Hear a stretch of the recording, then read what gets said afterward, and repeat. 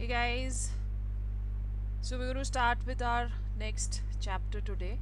ये वाला जो चैप्टर है इलेक्ट्रोकेमिस्ट्री एंड इसको 2 पार्ट्स में डिवाइड किया है. लेट्स सी एक पार्ट में हम लोग कितना फिनिश कर पाते हैं, then we go on to the second part. Okay, now over here electrochemistry में आपको 9 मार्क्स के क्वेश्चंस आने वाला है. तो इस पर जब हम लोग PYQs करेंगे तो आप देखोगे कि पैराग्राफ टाइप क्वेश्चंस जो हैं वो इसमें से एक ज़रूर आता है, दैट इज़ ऑफ 5 मार्क्स, और बाकी न्यूमेरिकल्स आपको ज़रूर आते हैं. तो लेट्स गेट गोइंग. 9 मार्क्स का question from this section guys.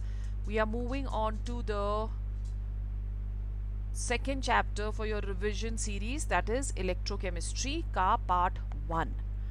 Now सबसे पहले इलेक्ट्रोकेमिस्ट्री क्या होता है. इलेक्ट्रोकेमिस्ट्री ब्रांच ऑफ साइंस है जो कि डील करता है with production of electricity.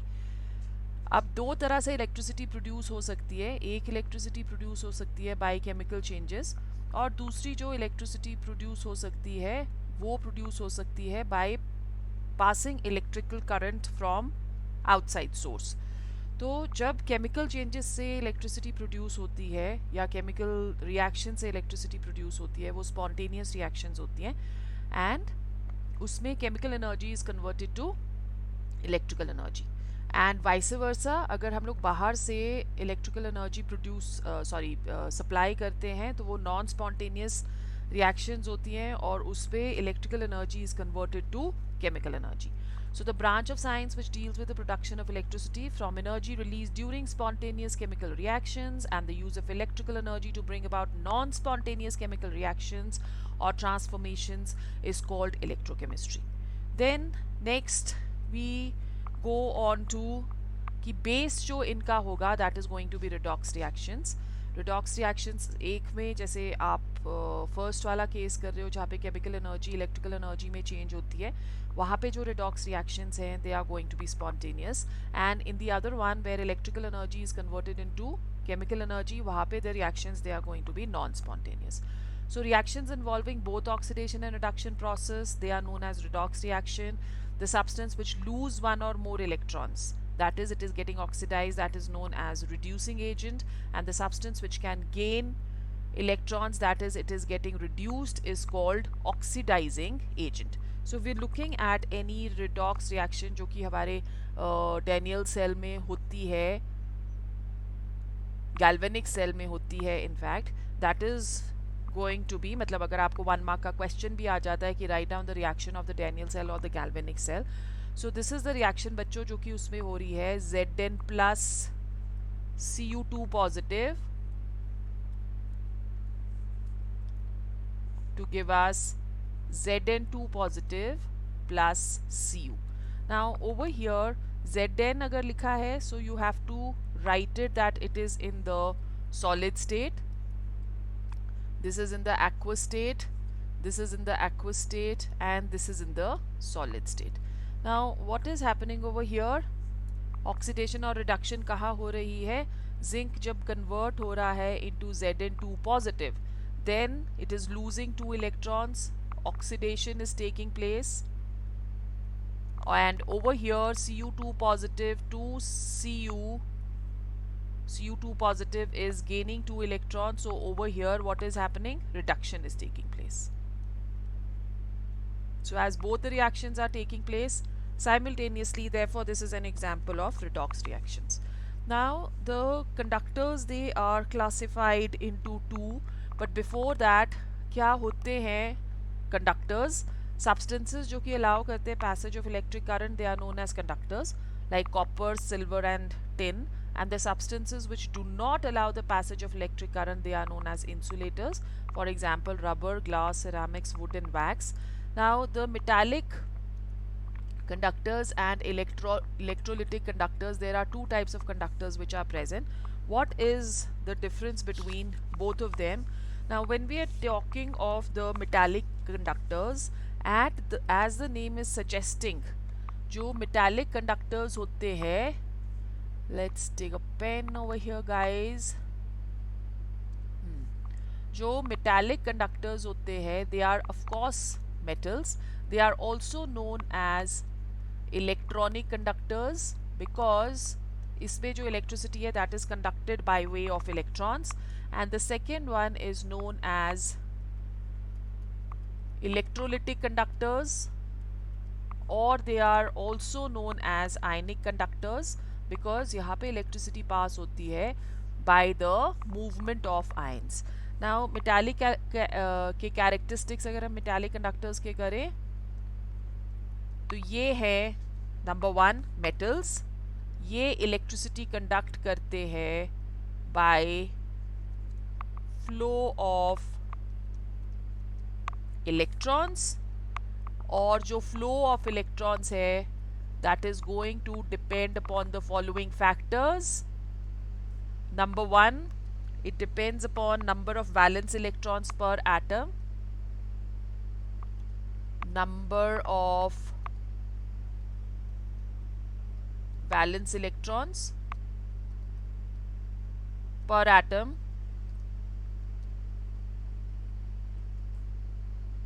number 2, it depends upon the density of the metal,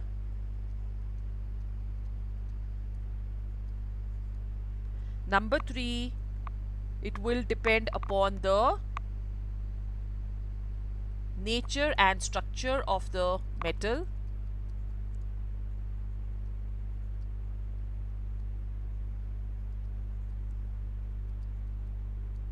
and number 4, it will depend upon temperature. इसमें से आपको एक क्वेश्चन आ सकता है. Remember that with increase in temperature the conductivity, the metallic conductance, that decreases, or it is inversely proportional. Increase conductance decreases.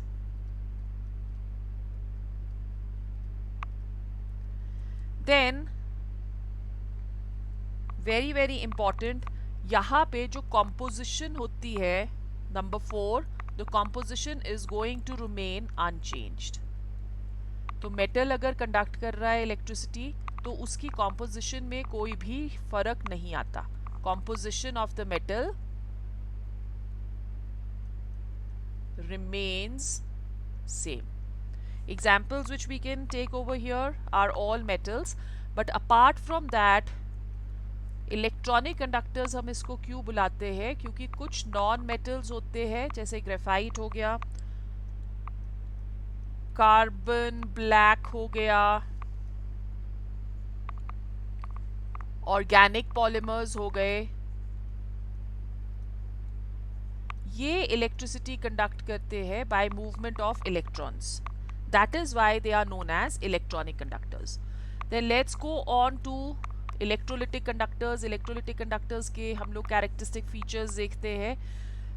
When we talking of electrolytic और ionic conductors, इसमें generally जो कंपाउंड्स होते हैं they conduct electricity in the molten state, और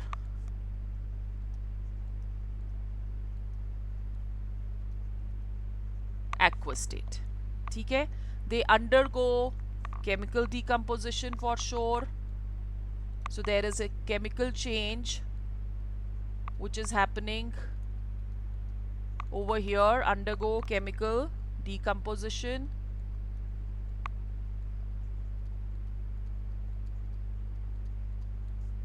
number 3, there is a charge which is carried by ions.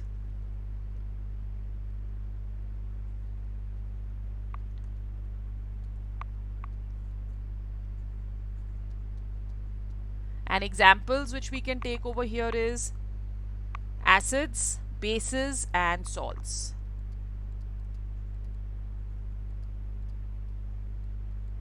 As far as the temperature is concerned, so यहाँ पे temperature जब increase होगा तो conductivity increase होती है.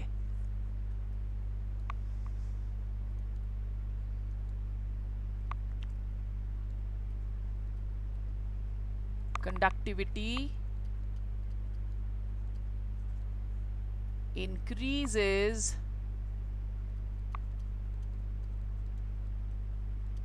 with temperature. ठीक है, सो ये मेटालिक कंडक्टर्स और इलेक्ट्रोलिटिक कंडक्टर्स के बीच में डिफरेंसेस भी हम बोल सकते हैं कि इस तरह से आ गए, और कैरेक्टरिस्टिक फीचर्स भी इस तरह से आ गए.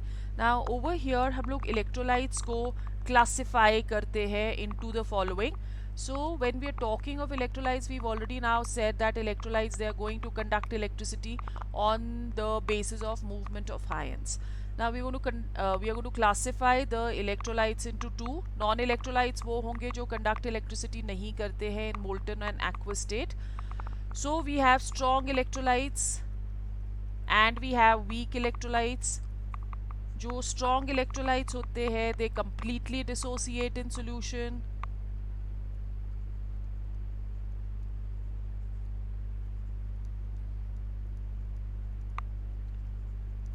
सो अगर वो कम्प्लीटली डिसोसिएट करते हैं तो इसकी जो डिग्री ऑफ डिसोसिएशन होती है वो 100% होती है. So we can say that alpha over here is equal to 1, and examples which we can take over here is NaCl, we can take KCl, we can take HCl, we can take NaOH, NH4NO3.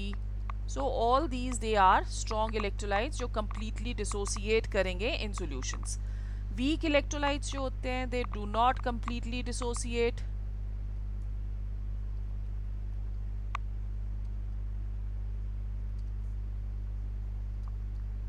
do not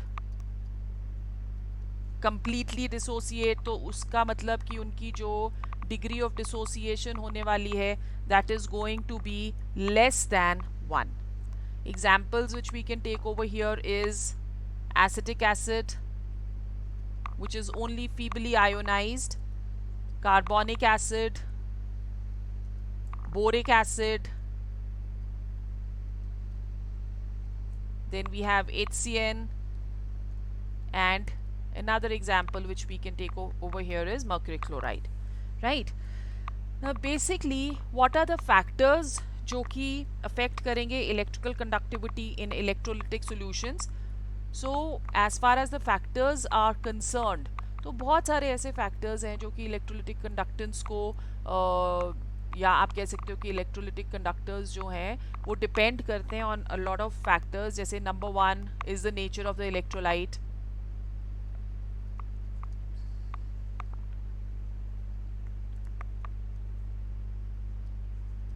So definitely अगर कोई भी एक electrolyte easily dissociate होता है in solutions or in molten state, उसके ions ज़्यादा free होंगे and they will be able to conduct electricity easily, right?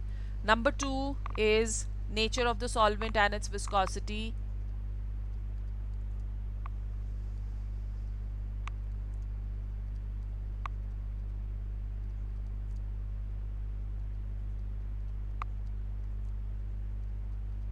तो बच्चों अब यहाँ पे नेचर ऑफ द सॉल्वेंट का मतलब कि वो सॉल्वेंट कितना पोलर है, कितना वो उस इलेक्ट्रोलाइट को डिसोसिएट करने में हेल्प करता है. अगर विस्कस होगा तो फोर्सेस ऑफ अट्रैक्शन ज़्यादा होंगे, ठीक है. सो दो तरह के फोर्सेस ऑफ अट्रैक्शन होते हैं ना, इलेक्ट्रोलाइट के बीच में हो गया ए फोर्सेस ऑफ अट्रैक्शन और सॉल्वेंट के बीच में हो गया बी फोर्सेस ऑफ अट्रैक्शन. तो अगर यहाँ पे आपके B forces of attraction stronger हैं तो वो ए को भी ईजिली डिसोसिएट नहीं करने देंगे. तो जितना ज़्यादा विस्कस होता है ना सॉल्वेंट, उतनी ही डिसोसिएशन में दिक्कत आती है और उतना ही वो एक दूसरे से अलग नहीं हो पाते, तो डिसोसिएशन डिफ़िकल्ट हो जाती है, ठीक है. फिर उसके बाद हमारे पास आ गया number 3, size of the ions produced.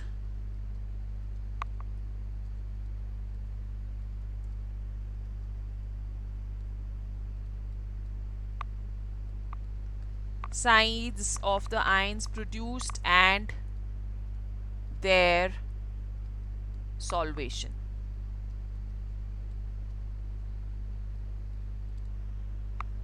अब साइज अगर आयंस का बड़ा होगा तो उनको मूव करने में दिक्कत होगी, तो ऑब्वियसली कंडक्टिविटी जो है वो कम हो जाएगी, ठीक है. तो साइज बहुत बड़े आयंस के नहीं होने चाहिए जो वो सॉल्वेट होते हैं.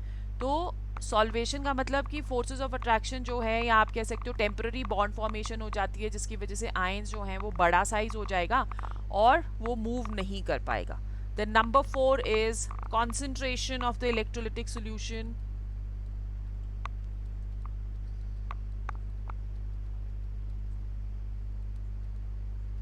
Concentration of the electrolytic solution. अगर कॉन्सेंट्रेशन ज़्यादा होगी तो डिसोसिएशन जो है वो कम होगी. अगर डिसोसिएशन कम होगी तो कंडक्टिविटी भी कम होगी. Very very easily understandable. और टेम्परेचर, जब टेम्परेचर बढ़ता है तो फोर्सेस ऑफ अट्रैक्शन वीक होते हैं तो कंडक्टिविटी इंक्रीज होती है, क्योंकि मूवमेंट ऑफ आयंस जो हैं वो भी इंक्रीज हो जाएंगे. राइट. फिर उसके बाद हम लोग चलते हैं on electrolytic conduction. Now electrolytic conduction जो है that is going to depend upon a set of laws which are known as Ohm's laws. Very important. इसमें से हम एक क्वेश्चन ज़रूर एक्सपेक्ट कर सकते हैं. तो ओम्स लॉज क्या बोलते हैं? फिजिक्स में भी आपने ये करा हुआ है, हम केमिस्ट्री में कर रहे हैं कि ओम्स लॉज बोलते हैं कि V इज वोल्टेज और potential difference across a cell that is directly proportional to current, और V is equal to IR, जहाँ पे R जो है वो रेजिस्टेंस टू द करंट है. Now R that is directly proportional to the length of the wire upon area of cross section of the wire, which is also known as the cell constant and is denoted by G star, or we can say that R is equal to rho L upon A, where rho is specific conductivity. अगर हम लोग length of the wire 1 centimetre लेते हैं, area of cross section 1 centimetre लेते हैं, तो यहाँ पे rho that will become equal to resistance, and that is how you will define that specific conductivity is the resistance to the flow of current when the length of the wire of the circuit is 1 centimeter and area of cross section of the wire is 1 centimeter square. अब now we know that जो G होता है which is conductance. conductance क्या है? conductance that is the reciprocal of resistance, और इसमें equal to की sign की जगह हम लोग सीधा लिख सकते हैं कि it is equal to 1 upon R. Let's put the value of R over here. तो R की वैल्यू आपके पास आ जाएगी 1 upon rho into A upon L. 1 upon rho is kappa, which is specific conductivity, and A upon L is going to be G star, so kappa upon G star. Now this is the relationship between conductance and G star and kappa. Mostly आपको question जो है वो आपको आएगा R के साथ, तो यहाँ पे हम लोग लिख सकते हैं कि आर के that is equal to G star.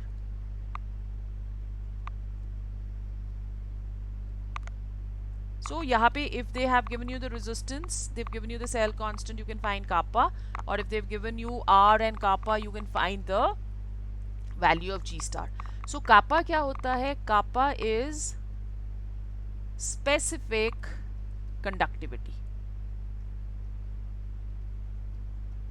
तो उसी तरह से हम लोग इसको भी डिफाइन कर सकते हैं कि जो kappa है या specific conductivity है वो है conductance when the area of cross section sorry, area of cross section of the wire is 1 centimeter square and length of the wire is 1 centimeter. Right. अब इसी के बेसिस पे इस पूरे सेक्शन में से आपको एक क्वेश्चन 3 मार्क्स का आ सकता है.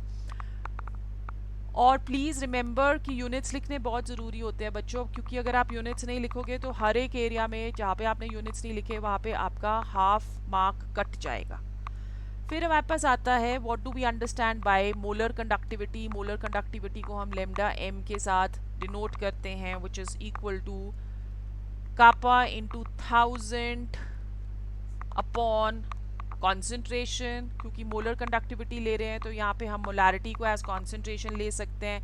यूनिट्स इसके सीमेन सेंटीमीटर स्क्वायर पर मोल.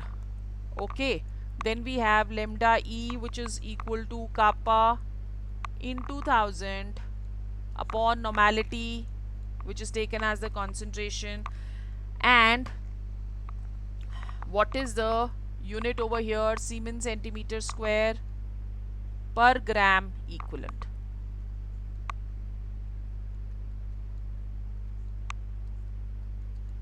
सो रिमेंबर कि इसमें से हमें एक क्वेश्चन आ सकता है. Then we go on to the variation of conductivity and molar conductivity with concentration. तो कॉन्सेंट्रेशन के साथ किस तरह से हमारे पास वेरिएशंस होती हैं. तो यहाँ पे आपके पास दो चीज़ें हम लोगों ने पढ़ी. एक हमने पढ़ा कंडक्टेंस और एक हमने पढ़ा specific conductivity.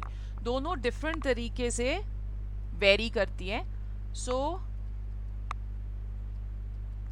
Variation of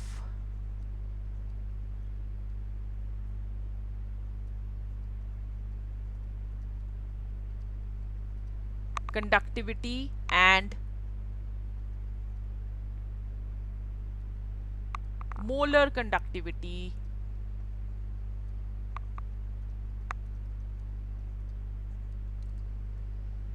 with concentration. एक नंबर का क्वेश्चन इसमें से हम एक्सपेक्ट कर सकते हैं.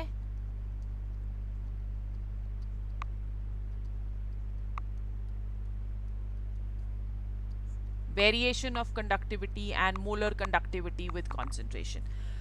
अब प्लीज रिमेंबर कि कॉन्सेंट्रेशन हमने बोला कि जब कॉन्सेंट्रेशन इंक्रीज होती है तो कंडक्टिविटी डिक्रीज होती है. तो वहां पे हम लोग मोलर कंडक्टिविटी की बात कर रहे हैं बिकॉज वो एक बल्क फैक्टर है. जो स्पेसिफिक कंडक्टिविटी है वो एक यूनिट फैक्टर है. वो छोटे से एरिया के ऊपर डिपेंड करता है. तो इसलिए जब भी डाइल्यूट करेंगे हम solution, upon dilution specific conductance, 1 mark का क्वेश्चन ये आ सकता है आपको, या assertion reason में आ सकता है, मल्टीपल चॉइस में आ सकता है. जनरली मल्टीपल चॉइस में इस सेक्शन में से, इस चैप्टर में से क्वेश्चंस कम आते हैं. So upon dilution specific conductance और conductivity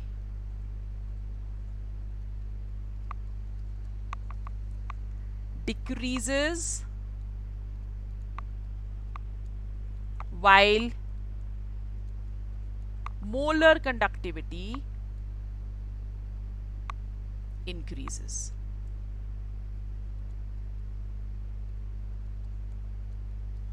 Molar conductivity increases.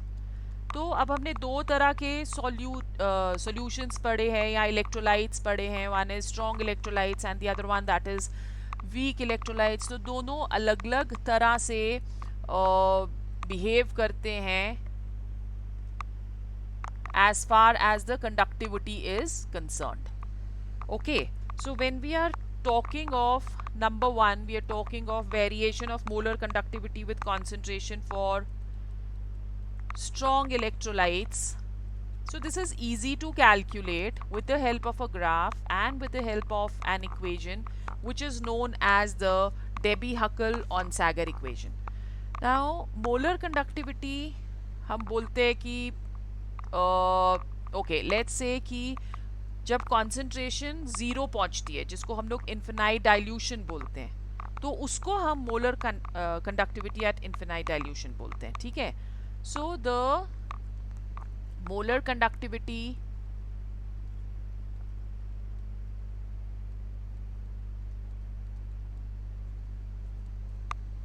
when concentration approaches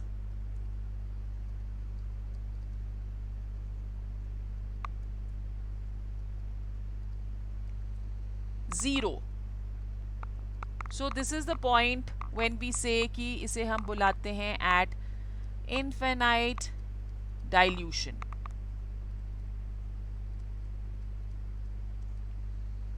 This is known as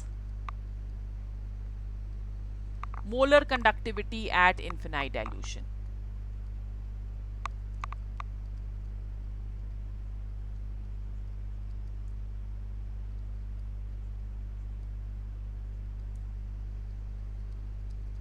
At infinite dilution, ठीक है, और इसे डिनोट करते हैं as lambda m nought. Now there is equation which is known as the Debye-Huckel-Onsager equation. अब lambda m naught जो होता है that is your molar conductivity at infinite dilution, that is equal to lambda m molar conductivity जब concentration approach करती है 0. Okay, now there's an equation which has been given to explain this. That is the Debye-Huckel-Onsager equation. So let's see Debye-Huckel-Onsager equation क्या बोलती है और graphically हम उसको किस तरह से एक्सप्लेन कर सकते हैं. तो according to Debye-Huckel-Onsager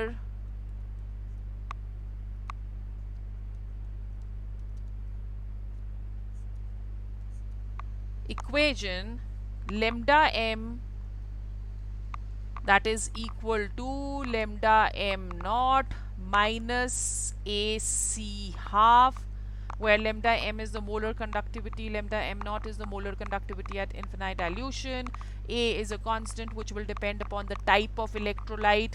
Like for example we have 1:1 kind of electrolyte which is the NaCl. So सारे जो 1:1 kind of electrolytes होते हैं उनकी एक ही वैल्यू सेम होती है. और we have 1:2 kind of electrolyte which is MgCl2. So they are also going to have the same value for A. So इस तरह से हम लोग A की वैल्यू जो है वो कांस्टेंट है और इसके ऊपर डिपेंड करेगी. C is going to be the concentration, half means we are taking the under root of concentration. Now if you're plotting a graph between lambda m and under root of concentration, for strong electrolytes, as the concentration is increasing, the molar conductivity that is decreasing, right?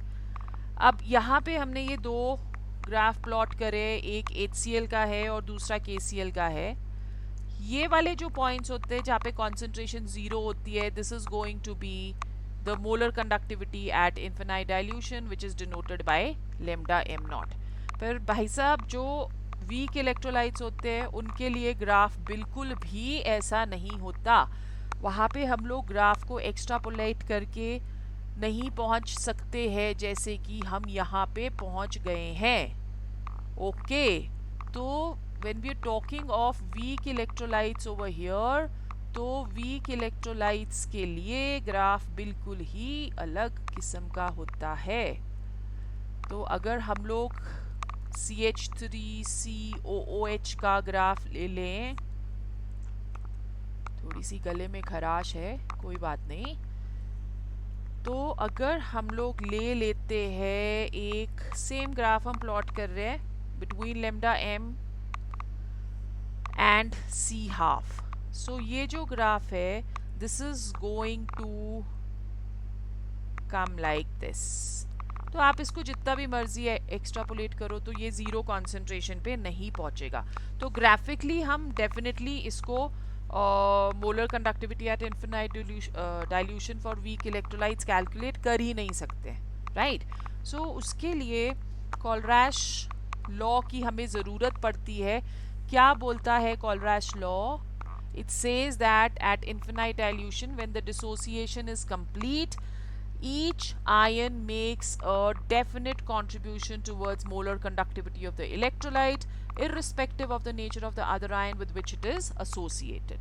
So if in case इसमें से आपको 1 mark का question आ जाता है कि आपको calculate करना है for lambda naught for NaCl, that will be equal to lambda naught for Na positive plus lambda naught for Cl negative. अगर आपको आ जाता है lambda naught for MgCl2, then it will be equal to lambda naught for Mg2 positive plus lambda naught for Cl, पर यहाँ पे 2 Cl के ions हैं तो इसलिए 2 से मल्टीप्लाई करना बिल्कुल भी नहीं भूलना है। इसमें से भी हमें 1 मार्क का क्वेश्चन आ सकता है। अब जब हम लोग कैलकुलेशन करते हैं या एप्लीकेशंस देखते हैं कॉलरैश लॉ की, तो एप्लीकेशंस में से भी हमें एक न्यूमेरिकल 1 मार्क का या 2 मार्क का आ सकता है, और अगर तीनों एप्लीकेशंस को कनेक्ट करेंगे तो 3 मार्क्स का भी एक न्यूमेरिकल हमें इसमें से आ सकता है। सो फर्स्ट जो एप्लीकेशन है इसकी, that is calculation of molar conductivity, calculation of molar conductivity at infinite dilution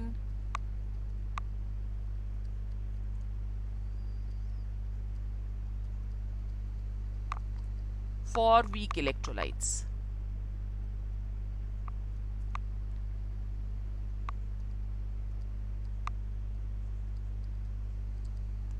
okay, so जैसे फॉर एग्जांपल अगर आपको कोई डाटा दे रखा है कि आपको कैलकुलेट करना है फॉर CH3COOH, तो CH3COONA आपको दिया है, let's say it is given as X, और आपको दिया है lambda for NaCl which is Y, और आपको दिया है lambda for HCl which is Z, and they are saying that you have to calculate for CH3COOH.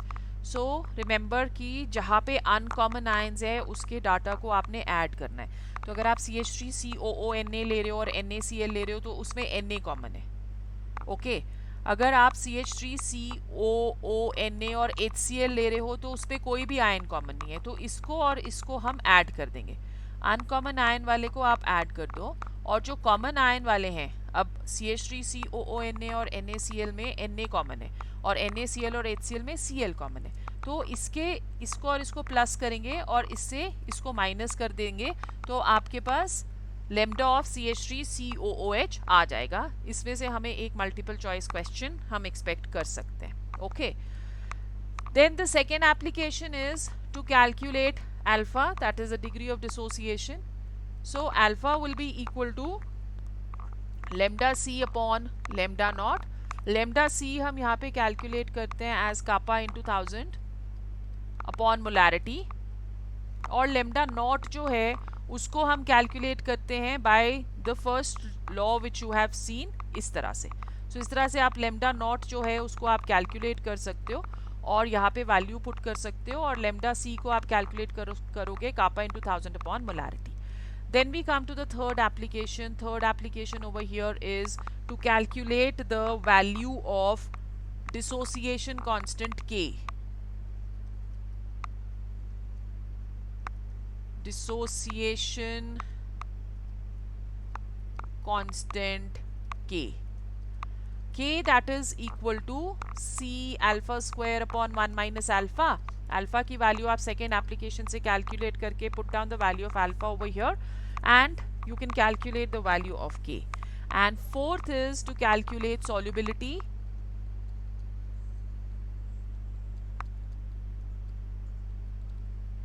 Solubility कैसे calculate करते हैं? Solubility is equal to kappa into 1000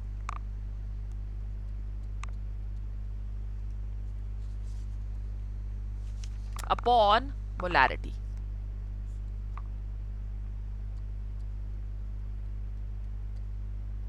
So this is how you can calculate the value of solubility. तो आज first वाले इसमें हम लोग सिर्फ इतना ही करने वाले हैं. We will go on to the next topic in our next class. Till that time, please keep revising and I'll see you soon.